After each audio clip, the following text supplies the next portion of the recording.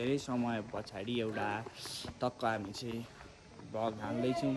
च्यानलमा नयाँ हुनुहुन्छ भने सब्सक्राइब सेयर लाइक गर्न नबिर्सिनु होला। हामी यस्तै यस्तै रमाइलो भिडियो लिएर आइ नै राखेको हुन्छौँ। भाइ चाहिँ यस्तो दौडिरहेको छ, स्कुल पढ्न आएको हो कि भाइ डन पल्टिन आएको थाहा छैन होइन। मलाई हान्छ अरे भाइ के हो तिम्रो नाम? खोइ अरे भाइको नामै थाहा छैन। भाइलाई के उन्नति प्रगति होला त।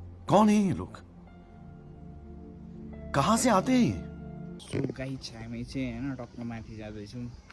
माथि जानको लागि चाहिँ यहाँबाट एक घरबाट पल्लो घर जानको लागि चाहिँ ओभरै हिँड्नुपर्ने। बाटो त्यस्तो खतरा छ, यस्तो हिँड्नुपर्छ होइन। टक्क लाएर यहाँ बाबु चाहिँ ओभर ट्रेनिङ प्राप्त होटेली हिँडिराखेर म चाहिँ यहाँ खुट्टा कामदै हो नि हिँडिरहेको छु। यस्तो बाटोमा टक्क लाएर यसरी लड्न पनि सकिन्छ।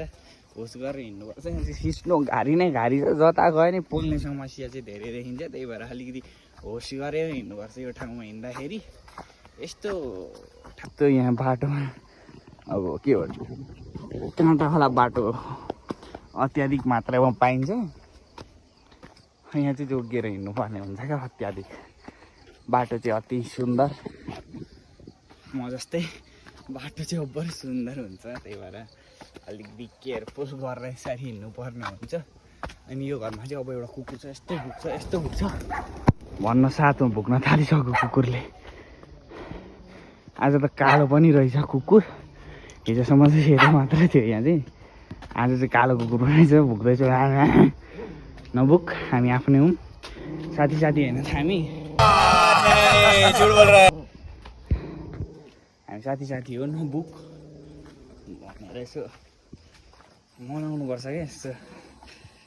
भाइले अनि मेरो चार्जर चाहिँ अनि फेरि घाँटीमा माला बनाएर पुरा बिहे गरेर आए जस्तो माला लाएर हिँडिरहेछ। मेरो चार्जरलाई चाहिँ भाइले के ठान्नु पनि यस्तै हो होइन।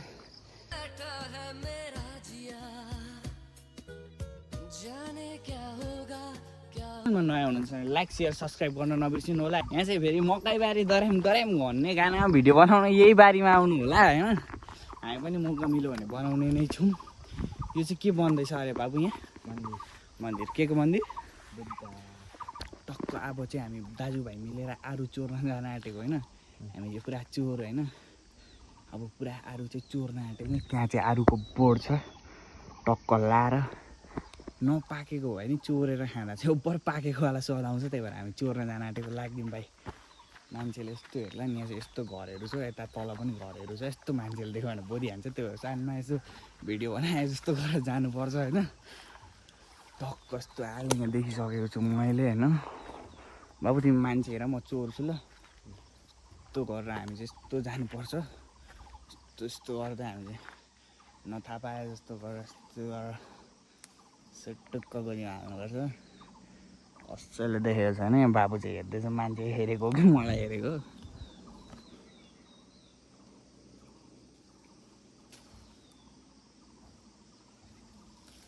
टक्क लाएर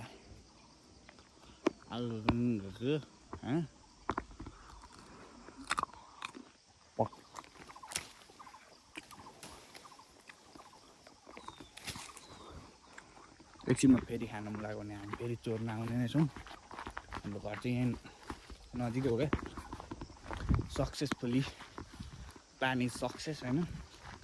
धेरै चाहिँ खायो भने फेरि यो भोलि बिहान टोयलेटमा 4 घन्टा बस्नुपर्ने हुन्छ। त्यही भएर मैले चाहिँ थोरै टिक्क आफूलाई चाहिने मात्र चोरेको छु। प्लिज यो घर धनीले हेर्दै हुनुहुन्छ भने मलाई गाली नगरिदिनु होला। म चोर चाहिँ होइन, खान मन लागेर टिपेको। सोधेर टिप्दा नि हुन्थ्यो, तर सोध्नुभन्दा चोर्नुमा मजा भएर मैले चाहिँ चोरेको हो होइन त बाबु? खोइ खाइदेऊ न त, एउटा मिठो बाइट हान्देऊ त। यस्तो देखाइदेऊ न। अब म भाइले खाइदिइसकेको छैन। भाइ कुन डिजाइनको तिमीले चार्जर बोकेको? आइफोन। अच्छा हमको सिखा। आइफोन डिजाइनको अरे फेरि भाइले मैले कुन तरिकाले चार्जर बोकेको भनेको आइफोनको चार्जर बोकेको अरे।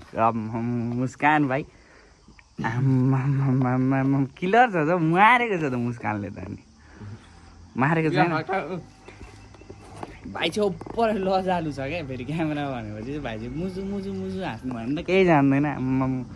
यत्तिको मुस्कान चाहिँ फिदै हो क्या मान्छेहरू। 4 दाना आलु चोर्न सक्सेसफुल, त्यो पनि काँचो होइन। त बाबु र म मिलेर काँचो आरू चोर्न सफल भयौँ होइन। कल्लाएर हामी आरू खोज्न जाने नै छौँ, त्यो पनि रातो रातो होइन। गाउँमा आएपछि अलिकति हरकत त देखाउनै पर्यो नि त होइन गाइज, यस्तो हो कि होइन भनिदिनु पऱ्यो होइन बाबु, हरकत देखाउनु परेन गाउँमा आएपछि? पर्यो अनि पर्यो भने चाहिँ मैले पनि हरकत त देखाउनै पर्यो।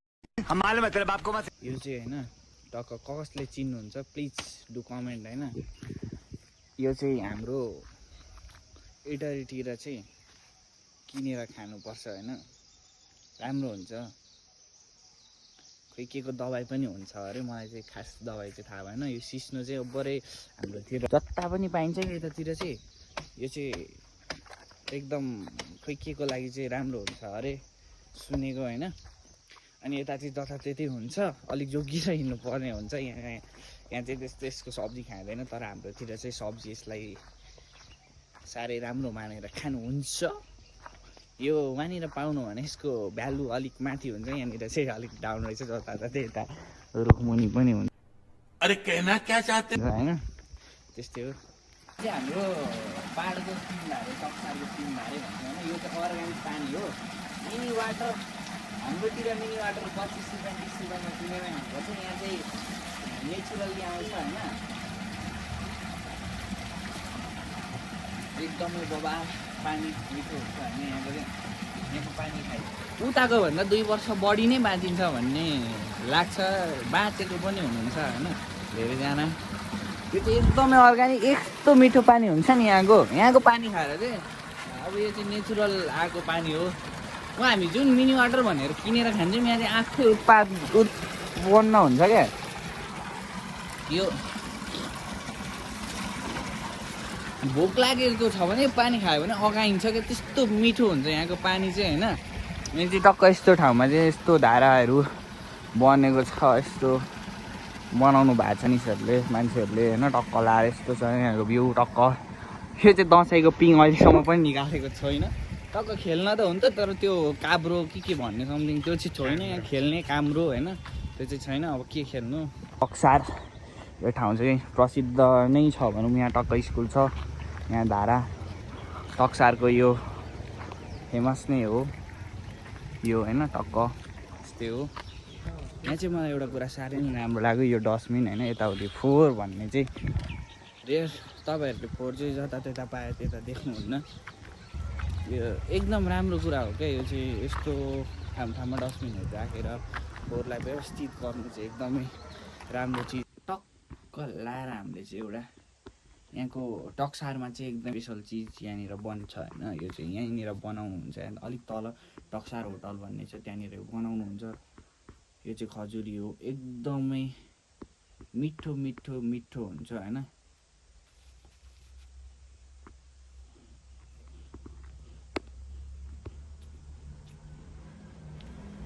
एकदमै क्रिस्पी हुन्छ क्या, यो चाहिँ ओभरै मिठो लाग्छ। भाइले चाहिँ टक्क यो यहीँ बसेर भाइ चाहिँ डेली खाइरहेको हो। भाइ कस्तो छ यसको स्वाद चाहिँ?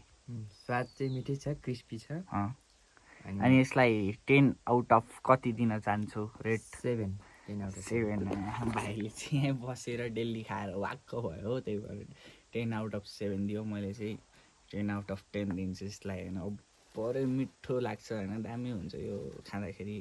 सो गाइज आजको ब्लग चाहिँ यति नै। हामी अर्को पनि यस्तै रमाइलो ब्लग लिएर आउने नै छौँ। Thanks for watching.